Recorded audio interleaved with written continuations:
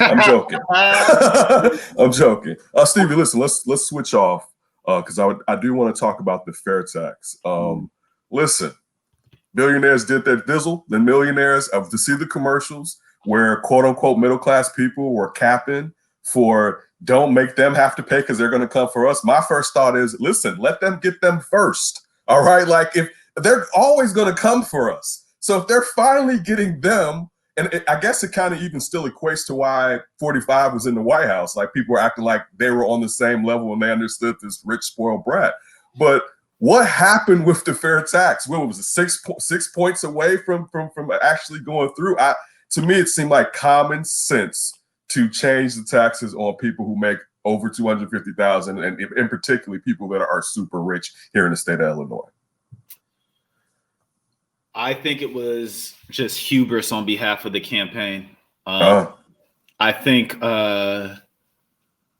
they underestimated like how much people would support this. I think they thought simple messaging would get everybody on their side. But you got to keep it real with people, like what exactly this is, instead of trying to sell it as like another. It just it flowed into the political campaign narrative as opposed to being like, yo, here's the reality of this situation.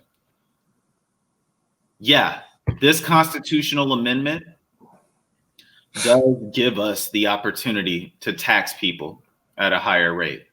But this constitutional amendment that we're passing is also going to complement a piece of law that we already passed in the state legislature that is going to ensure that billionaires are taxed at a higher rate than people who don't got billions of dollars. The other thing is they kept selling it as this additional revenue can help things like so on and so forth, education,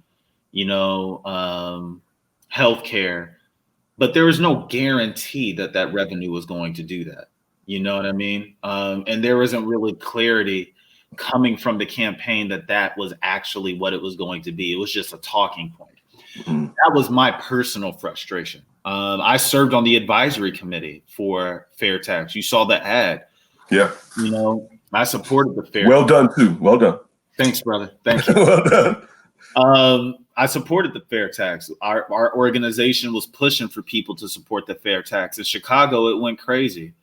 But, the fact that it was on the ballot during a presidential year did not help. Look at Illinois. Red, boy. Woof. Red. And you needed statewide support of that thing. You feel me? Like, it's one thing to need to get electoral college votes to go to a president. You can count on Chicago to take care of that for the entire state. But you needed the entire state to support this fair tax, and people didn't understand it. People skipped it. I'm sure the numbers will come back where it'll be like people skipped it because they were confused. Downstate, people weren't banging with it. Republicans, the ads that they were running were solid. Like they had black people on there, like, nope. I saw black people, like a number of black people, like black business leaders, members of the Chamber of Commerce, like, nope, this is going to hurt me. Black business owners, like, nope, this is going to hurt me, which I don't think that's actually true. I think they got finessed. But man, it sucks, because getting a constitutional amendment passed in Illinois is hard work. Like they had to, I don't know. Do you know how a constitutional amendment works in Illinois? No, please educate me. Oh my God. So in Illinois, most of these ballot referendums are not legally binding that we get. They're usually like equivalent to a public poll.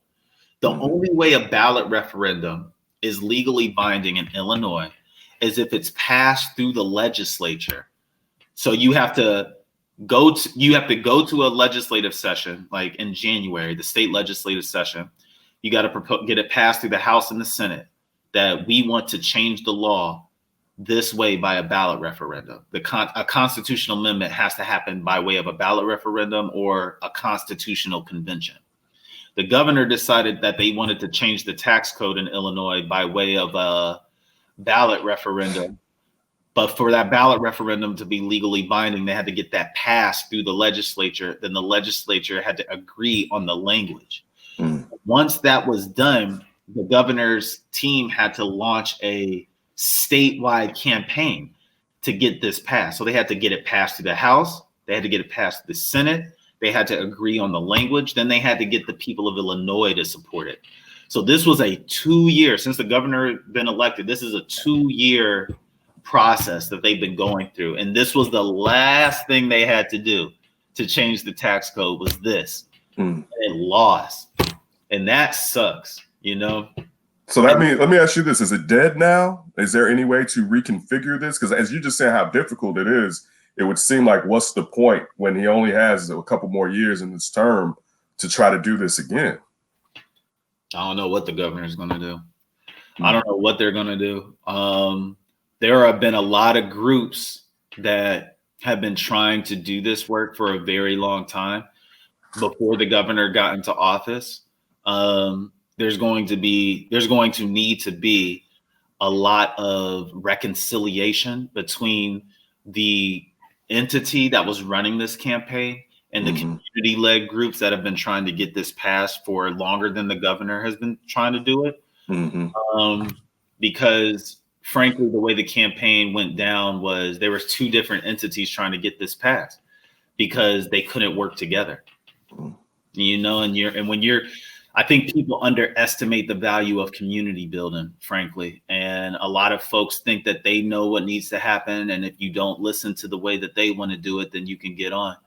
And we saw that, like, the fact that there wasn't like a strong, cohesive, collaborative effort between community groups and the governor's entity that ran this campaign. That may not have been the thing that lost it. Yeah. I don't think it helped. Stevie Valles, Executive Director of the Chicago Vote Action Fund. Follow the fund at Chicago Votes. How you said that, I know you too, brother. You don't have to say anything. I'm sure you wish those taxes of his were out. And you do a little bit of this when you're looking at old JB. I'm saying that, not you. I'm saying that because I'm not the biggest JB guy. Yeah. It's Democratic Donald in a way to me. And it's like, okay, guys, this is what we're going to do, I guess. Yeah. So listen. He got the money. Yeah, he has the money. I mean, and it showed. When you have the money, you can dictate what happens, because I feel like certain rules, or I guess I should say, I feel like certain norms should be maintained. And if you don't have anything to hide and your predecessors have been giving us their financials, I feel like you should have to do the same thing. But I know that's something that should necessarily be written down. And it's the fact that you have to do it instead of a nicety or whatever. Listen, I got another one problem. And again, I'm not saying I dislike this person, but it's kind of odd to me, and it's not sitting well. I think Dick Durbin's a good man, but a 5th term to me is a bit much, right? Like, I mean, I'm sorry. Somebody give someone else a chance at this. Right. Like, it's not a knock on him.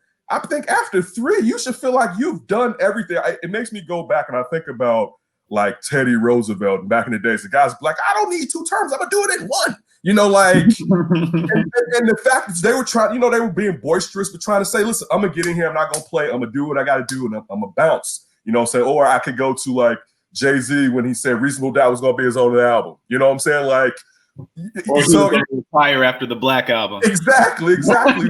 But what are your thoughts on term limits? Because even with good, quote unquote, good politicians, I still feel like there should be term limits, because I mean, absolute power absolutely corrupts. Right. Man. My thoughts on term limits. So let me say this. Dick Durbin's 75, Joe Biden 77, Donald Trump is 74. Nancy Pelosi has to be in her 70s. Mm-hmm. Chuck Schumer has to be in his 70s too, or in his late 60s. The people who run this country are old, and you know, people who run a lot of stuff here locally are getting up there as well. And there, again, I mentioned this earlier, generations removed from us. But what that does mean is right now, this election cycle, and I'd say this election cycle in the next 4 years will be the last wave of the baby boomers and the silent generation running everything in this country.